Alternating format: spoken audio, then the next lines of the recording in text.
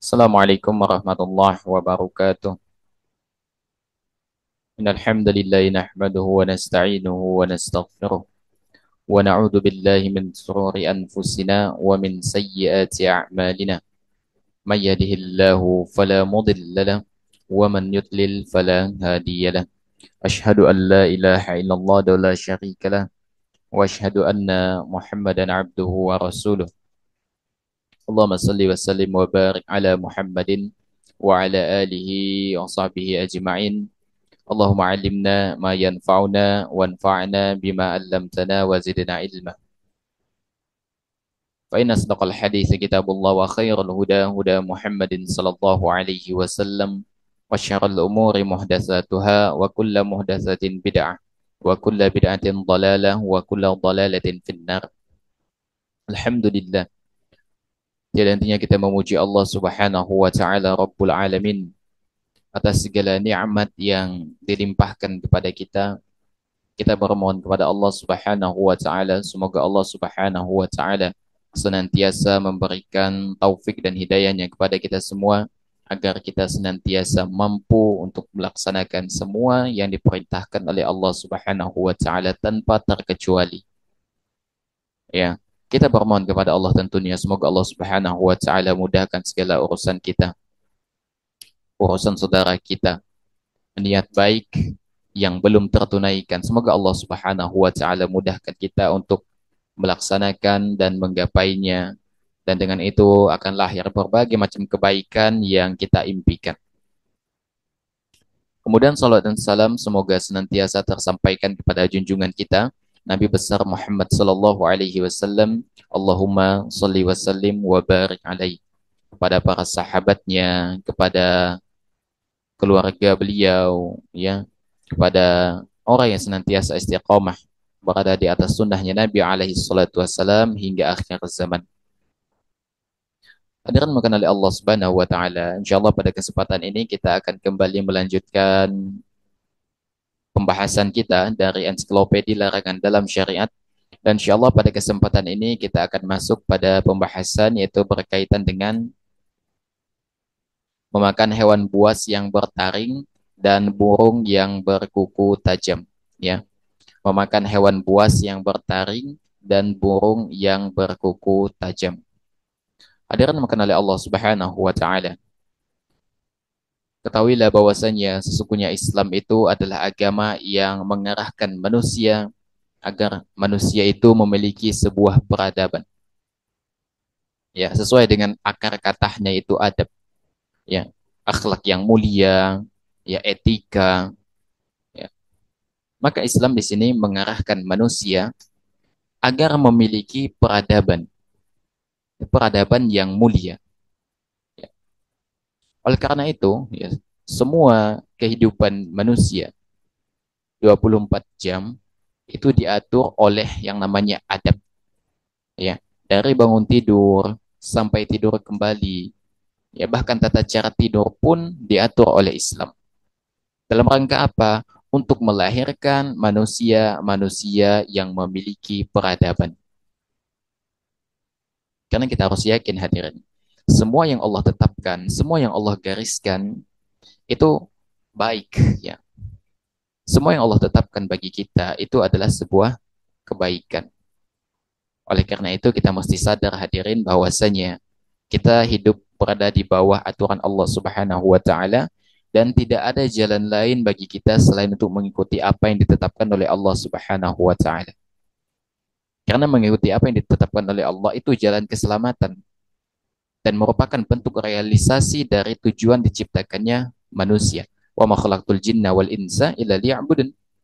Tidaklah kita diciptakan kecuali untuk mentauhidkan Allah, untuk mengabdi kepada Allah. Kalau tujuan kita sudah jelas untuk mengabdi kepada Allah, maka tidak ada jalan lain bagi kita kecuali adalah mengikuti apa yang ditetapkan oleh Allah Subhanahu wa taala. Ya, dan di antara hikmah ketaatan kita yang kita lakukan kepada Allah Subhanahu wa taala adalah untuk menciptakan manusia-manusia yang memiliki peradaban. Untuk menciptakan manusia-manusia yang memiliki peradaban. Antum bayangkan, ya. Islam mengatur berbagai aspek, ya, termasuk dalam interaksi. ya, baik secara internal di dalam Islam itu sendiri, ya ukhuwah Islamiyah, atau di dalam lingkup, ya, antar antar agama begitu. Islam mengatur itu semua. Bagaimana berinteraksi dengan non-muslim, apa saja yang boleh dan tidak boleh dilakukan. Semua diatur. Dalam rangka apa? Dalam rangka untuk bagaimana agar manusia itu memiliki peradaban yang pada akhirnya menghantarkan manusia itu pada keridhaan Allah Subhanahu wa taala. Ya. Tapi kembali pada poin bahasan kita bahwasanya itu semua berorientasi pada nilai-nilai ibadah. Harus berorientasi pada nilai-nilai ibadah. Oleh karena itu, ya, ketetapan Allah, aturan yang Allah tetapkan, tata cara berpakaian, apa yang boleh dan tidak boleh dimakan, tidaklah lain kecuali adalah karena Allah Subhanahu wa taala menginginkan kebaikan atas diri kita. Allah inginkan kebaikan atas diri kita. Maka Allah tetapkan aturan agar manusia itu tidak merusak dirinya sendiri, tidak menjerumuskan dirinya sendiri pada kerusakan, namun manusia itu mendapatkan sesuatu yang luar biasa di balik ketaatannya kepada Allah Subhanahu wa taala. Termasuk diantaranya adalah berkaitan dengan sesuatu yang boleh dan tidak boleh dari hal-hal yang kita konsumsi. Itu diatur secara tegas sekali di dalam Islam begitu. Ya. Dan insya Allah pada kesempatan ini kita akan membahas, ya, sesuatu yang sering terjadi di kalangan masyarakat kita. Ya, ada sebagian dari masyarakat yang hobi mengkonsumsi yang namanya binatang-binatang buas. Ya, tentu karakternya itu jelas, ya, bertaring, berkuku tajam gitu. Itu adalah di antara karakter-karakter binatang buas. Dikatakan oleh Allah Subhanahu wa taala. Ya. Jadi pada kesempatan ini kita akan membahas, ya, berkaitan dengan masalah memakan hewan buas yang bertaring, ya, atau burung yang memiliki kuku yang tajam, ya. Nah, hadirin sekalian, ya, bahwasanya, ya, terdapat sebuah pendapat yang sangat populer sekali, ya, khususnya di kalangan para fuqaha, ya, berkaitan dengan hukum mengkonsumsi binatang binatang buas. Karena ada sebuah pandangan bahwasanya hukum binatang buas itu statusnya tidak sampai pada haram, namun hanya sampai pada titik makruh saja. Ya, insya Allah pada kesempatan ini akan kita bahas juga, akan kita bedah, ya, bagaimana sebetulnya cara mengkompromikan atau sebetulnya mana yang lebih rojih di antara pendapat-pendapat tersebut. Insya Allah akan kita bahas pada kesempatan ini, insya Allah. Ya.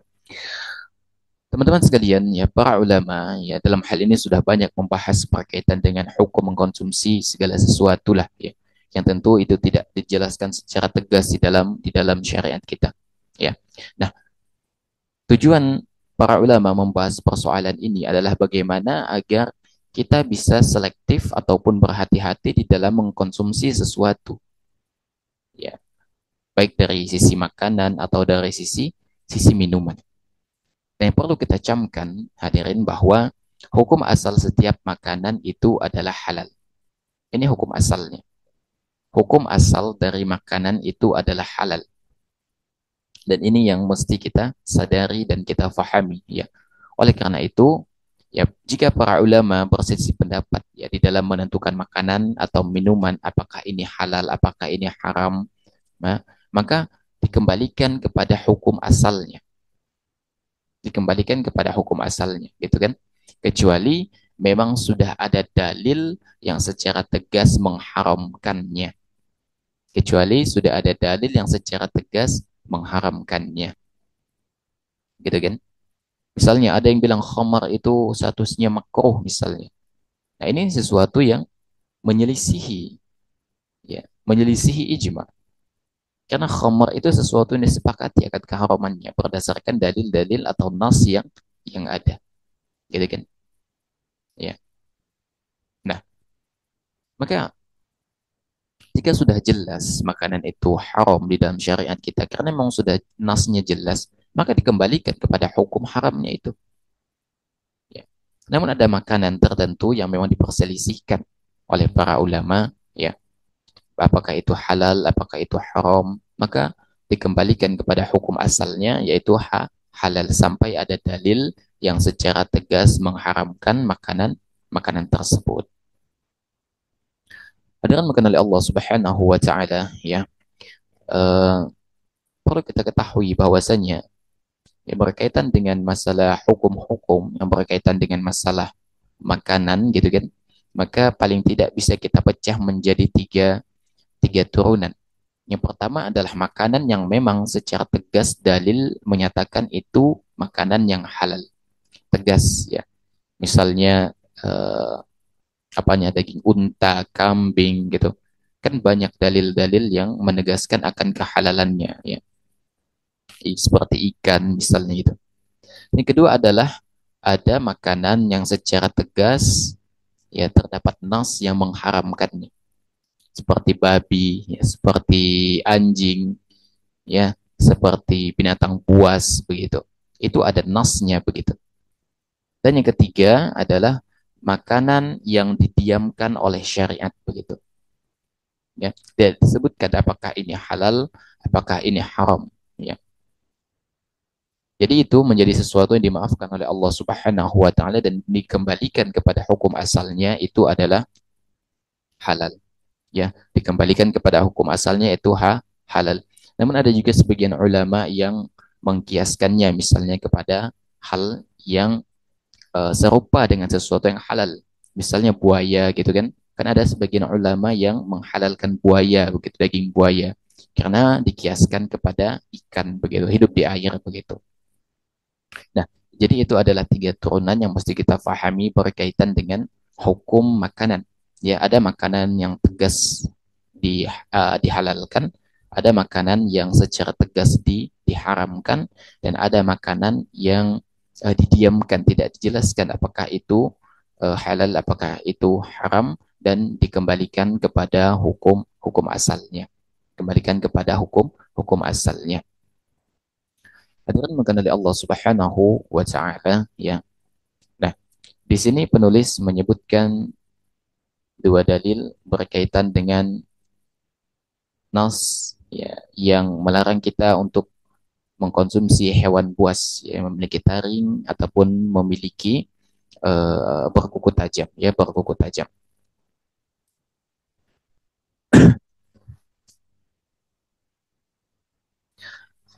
Kata Nabi alaihi salatu wasalam, kullu dhi nabim minas sibai akaluhu haramun. Kata Nabi SAW, setiap yang bertaring dari binatang buas ya, semua yang bertaring dari binatang buas maka haram untuk dimakan. Ini diriwayatkan oleh Muslim. Demikian juga di dalam hadis lain ya, bahwa naha Rasulullah sallallahu alaihi wasallam an kulli dhi nabim minas sibai wa kulli dhi mikhlabim minat tayr. Ya, yang maksudnya adalah bahwasanya Nabi alaihi salatu wasallam ya melarang mengkonsumsi setiap hewan yang bertaring dari binatang buas dan setiap yang berkuku tajam dari burung. Ini diriwayatkan oleh Muslim. Ya, ada yang mengenali Allah Subhanahu wa taala. Jadi di sini ya, di dalam hadis ini secara tegas bahwasanya Nabi alaihi salatu wasallam ataupun yang dinukil dari Nabi alaihi salatu wasallam bahwasanya setiap binatang buas yang bertaring ya itu diharamkan kita untuk mengkonsumsinya, termasuk dari burung ya, termasuk dari burung ya yang memiliki kuku yang tajam ya, seperti burung raja wali ya, seperti ya burung bangkai begitu ya. Itu yang yang dilarang. Eh, Seperti itu contoh yang binatang yang diharamkan begitu. Hadirin mengenali Allah Subhanahu wa taala. Ya. Karena Nabi di sini menyebutkan bahwasanya setiap binatang buas yang bertaring ya, yang berkuku tajam ya, nanti pada akhirnya terdapat khilaf lagi di antara para ulama ya. Ada nanti sebagian ulama yang akan kita temukan nanti yang akan menghalalkan atau paling tidak makruh ya, memakruhkan binatang buas yang memang tidak memiliki taring dan tidak memiliki kuku yang tajam. Nanti kita akan temukan turunan-turunan turunannya. Nah, dalam hadis lain ya, eh, dari Abu Tha'labah Al-Hushaini radhiyallahu anhu mengatakan, anna Rasulullah sallallahu alaihi wasallam naha an akli kulli dhi nabim minas sibai. bahwasanya Nabi alaihi salatu wasallam itu melarang memakan dari setiap binatang buas yang memiliki taring. Ini diriwayatkan oleh Bukhari, Muslim, Tirmidzi dan yang lainnya. Ya, dijelaskan oleh Al-Imam Asy-Syaukani ya rahimahullahu taala bahwa yang dimaksud dengan yang dimaksud dengan gigi taring di sini adalah gigi yang berada di belakang gigi seri ya. Dan itu digunakan untuk menyerang, untuk membunuh, untuk mengoyak daging yang dia makan begitu. Ya, seperti yang sudah kita ketahui pada umumnya.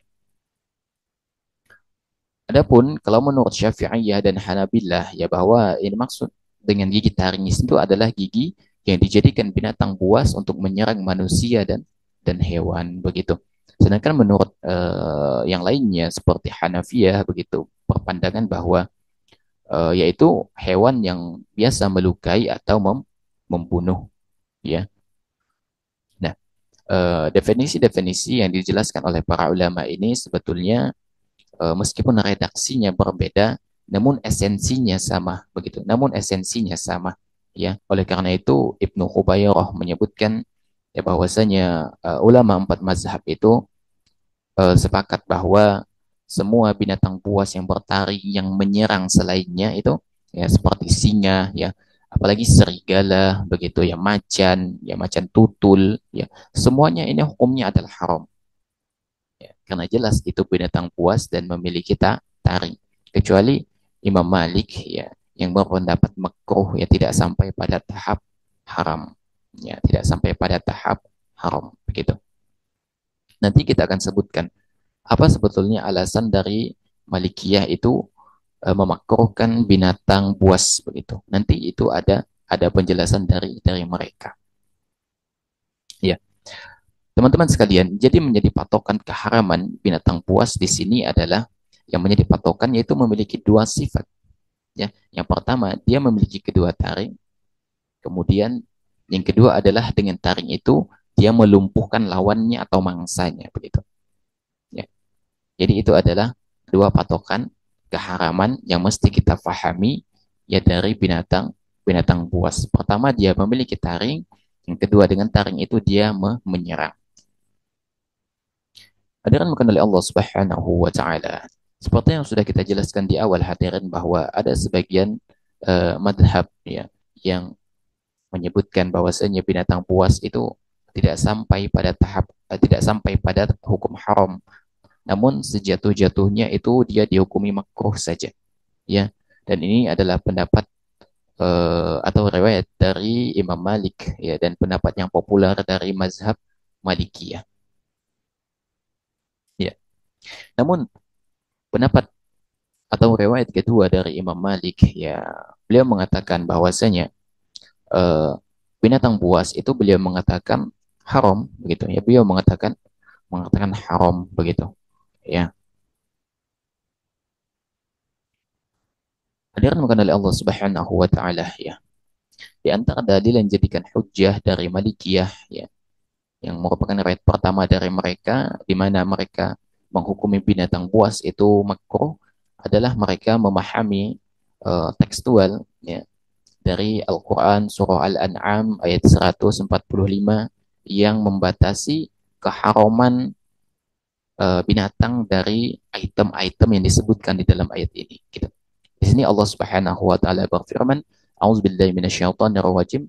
Qul la ajidu fi ma uhiya ilayya muharraman 'ala ta'imin yatma'uhu إلا أن يكون ميتة أو دما مسفوحا أو لحم خنزير فإنه رجس أو فسقا أهل لغير الله به فمن اضطر غير باغ ولا عاد فإن ربك غفور رحيم. Allah mengatakan tiadalah aku peroleh dalam wahyu yang diwahyukan kepadaku sesuatu yang diharamkan bagi orang yang hendak memakannya kecuali kalau makanan itu bangkai atau darah yang mengalir atau daging babi gitu. Karena sesungguhnya semua itu kotor atau binatang yang disembeli atas selain nama Allah Subhanahu wa taala. Ya. Jadi di dalam Malikiyah ya, mereka menyatakan bahwa ayat ini ya secara tegas membatasi makanan yang haram gitu. Hanya pada perkara-perkara yang disebutkan di dalam ayat ini saja begitu. Yaitu misalnya darah ya atau bangkai begitu atau daging babi ya atau binatang yang disembelih dengan selain nama Allah Subhanahu wa taala atau paling tidak mereka menghukuminya sampai makruh saja tidak sampai haram begitu.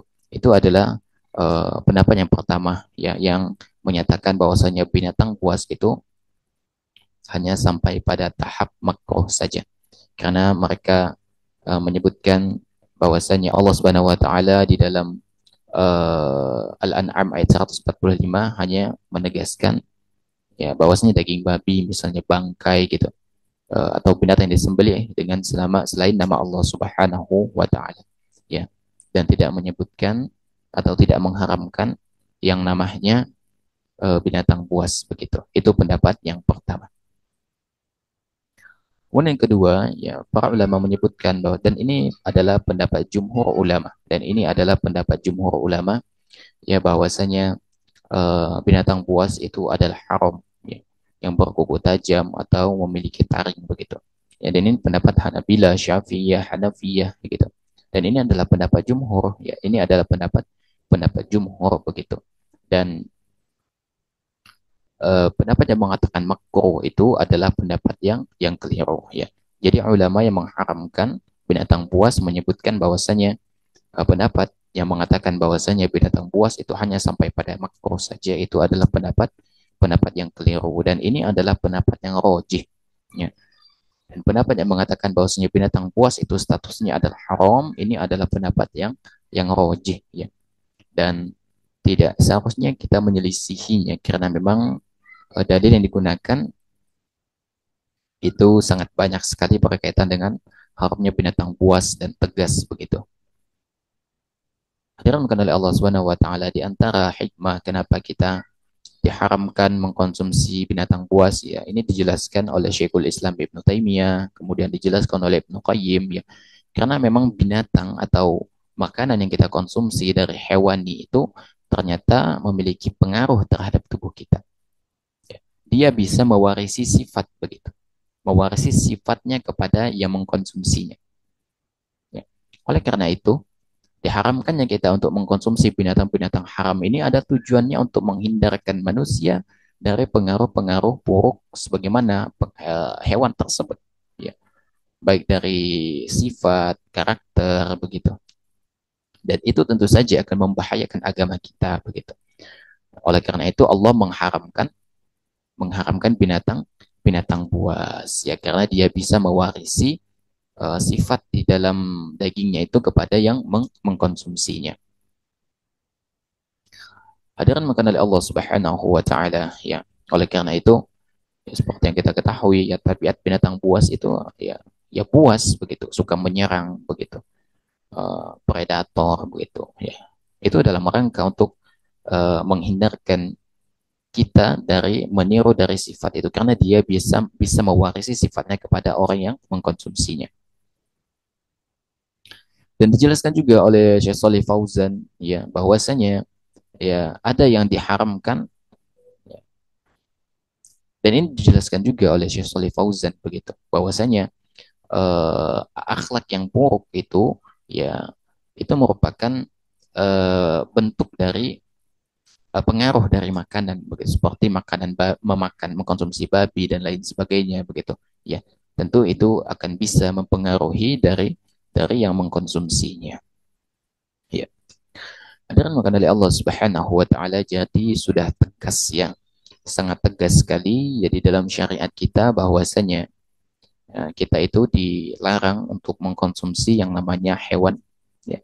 Setiap hewan yang memiliki taring dan setiap hewan yang memiliki kuku yang tajam untuk menyerang. Taring seperti apa? Misalnya seperti singa, seperti harimau, ya, seperti apa namanya? Apalagi kira-kira. Ya, ya, ya seperti itulah ya, yang menyerang atau yang memiliki apa namanya? Memiliki kuku yang tajam seperti burung raja wali, ya burung bangkai dan yang semisalnya dengan itu. Ya, itu adalah sesuatu yang haram dan tidak boleh untuk dikonsumsi. Namun hadirin bukan oleh Allah Subhanahu wa taala, dari sekian banyak hewan buas yang kita ketahui, ya, eh, ada satu yang dikecualikan. Ada satu yang dikecualikan, yaitu dobo. Dobo itu hyena. Ya. Kalau antum tidak tahu hyena, nanti antum searching cari gambar hyena itu seperti apa. Ya. Nah, jadi semua hewan yang apa namanya memiliki taring, ya, memiliki kuku itu diharamkan semuanya. Ya, kuku yang tajam maksudnya, kecuali ada pengecualian hyena di sini. Ya, kecuali hyena. Karena memang ada dalil yang secara tegas mengkecualikan hyena. Ya, kita tahu bahwasanya dalil pengharaman binatang buas itu umum. Namun penghalalan hyena ini khusus hadisnya. Sedangkan kaidah mengatakan dalil yang khusus lebih diutamakan dari dalil yang umum. Maka bisa kita katakan semua hewan buas yang memiliki taring, yang memiliki kuku yang tajam untuk menyerang itu diharamkan, dan ada pengecualian yaitu hyena. Ya. Namun meskipun ada dalil tegas berkaitan dengan bolehnya kita mengkonsumsi hyena, tentu ada khilaf juga di kalangan para ulama. Ya. Karena ada sebagian ulama tetap mengatakan bahwasanya hyena itu tetap haram karena dia seumpama binatang buas begitu. Namun ada sebagian ulama, ya, dan ini adalah pendapat jumhur bahwasanya hyena itu halal, bahwasanya hyena itu halal, ya. Dan ini, ya, disebutkan oleh Imam Syafi'i rahimahullahu taala bahwasanya manusia itu biasa memakannya, ya, dan menjualnya di antara Safa dan Marwah, ya. Dan disebutkan dalam hadis dari Nabi alaihi salatu wasallam, ya, bahwasanya Nabi alaihi salatu wasallam itu menjelaskan bahwasanya hyena itu termasuk binatang binatang buruan, ya, dan siapa saja yang membunuhnya ketika dia sedang ihram, maka kafaratnya adalah menyembelih seekor domba jantan, ya. Kata Nabi alaihi salatu wasallam, siapapun yang membunuh hyena atau memburu hyena, ya, sedangkan dia dalam kondisi ihram, maka dia harus membayar kafarat. Kafaratnya apa? Menyembelih seekor domba domba jantan. Ini menunjukkan bahwasannya hyena itu adalah hewan buruan, dalam artian halal dagingnya untuk dikonsumsi, ya, halal dagingnya untuk dikonsumsi. Namun ada sebagian ulama yang pendapat sebagian ulama, ya, sebagian kecil ulama yang mengatakan haram, ya, karena mengkiaskannya kepada binatang buas buas lainnya. Hadirin makan oleh Allah Subhanahu wa taala, ya. Seperti yang sudah Ana jelaskan tadi bahwasanya, ya, semua hewan buas yang memiliki taring dan memiliki kuku yang tajam itu diharamkan dalam syariat kita, kecuali dobo atau hyena, ya. Dan sudah Anda sampaikan tadi bahwasanya dalil eh, yang menjelaskan tentang binatang buas ini umum, sedangkan dalil yang menjelaskan halalnya hyena itu dalilnya khusus, ya. Maka yang khusus lebih didahulukan dibanding yang umum. Dan ini sebagaimana yang dijelaskan oleh Syekh Shalih Fauzan dan yang lainnya, ya. Dan tentu haramnya hyena ini adalah pendapat jumhur ulama juga, pendapat jumhur ulama, karena memang dalilnya itu tegas dan khusus sekali, ya. Hadirin makan oleh Allah Subhanahu wa taala, jadi itu berkaitan dengan masalah hukum, ya, mengkonsumsi yang namanya hewan buas yang bertaring dan burung yang berkuku tajam, ya.